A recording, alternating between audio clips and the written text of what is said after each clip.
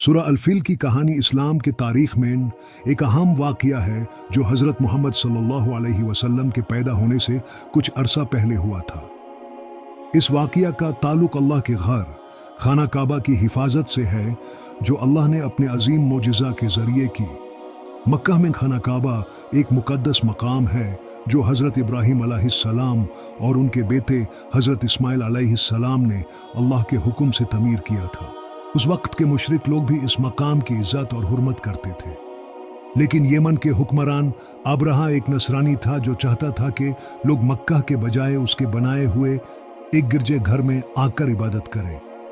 अब्रहा की ख्वाहिश थी कि लोग उसके गिरजे घर को खाना काबा से ज्यादा अहमियत दें। अपने इस इरादे को पूरा करने के लिए अब्रहा ने मक्का पर हमला करने और खाना काबा को गिरा देने का एक मंसूबा बनाया। अब्रहा ने एक अजीम फौज तैयार की जिसमें हाथी भी शामिल थे और उनमें एक बड़ा हाथी था जिसका नाम महमूद था। अब्रहा का ये लश्कर जब मक्का की तरफ बढ़ने लगा तो मक्का के लोग इस फौज का मुकाबला करने की ताकत नहीं रखते थे। वो खुद को बेबस महसूस करते थे और उन्होंने शहर को छोड़कर पहाड़ों पर पनाह ले ली। उन लोगों ने अल्लाह से दुआ की कि वो अपने घर की हिफाजत करे। जब अब्रहा का लश्कर मक्का के बिल्कुल करीब पहुंच गया और खाना काबा को गिराने का इरादा कर रहा था, तब अल्लाह ने अपने मोजिज़ा का इजहार किया। अल्लाह ने छोटे छोटे परिंदों का एक लश्कर भेजा जिन्हें अबाबिल कहा गया था। हर परिंदा अपने पंजों और चोंच में 3 छोटे लेकिन सख्त पत्थर लेकर आए थे। ये पत्थर अब्रहा की फौज पर इस तरह से गिराए गए कि वो उनके जिस्म को चीर कर निकाल गए। अब्रहा का पूरा लश्कर हलाक हो गया और वो कुछ बचे हुए फौजियों के साथ शिकस्त खाकर वापस चला गया। ये वाक़या सिर्फ खाना काबा की हिफाजत का नहीं बल्कि कुदरत का भी सबूत है। कुरान में अल्लाह ने खाना काबा का वाक़या का जिक्र सूरह अल-फिल में किया है जो चंद आयत पर मुश्तमिल है। अल्लाह फरमाता है, क्या तुमने देखा नहीं कि तुम्हारे रब ने हाथियों वाले फौजियों के साथ क्या किया?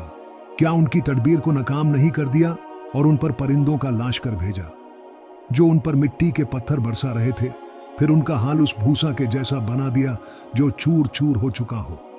यह वाक़या हर मुसलमान के लिए एक इबरत और नसीहत है कि अल्लाह हर चीज़ पर कादिर है और जब वो अपने मकासद के लिए मोजिज़ा दिखाता है तो कोई भी उसके इरादे को रोक नहीं सकता।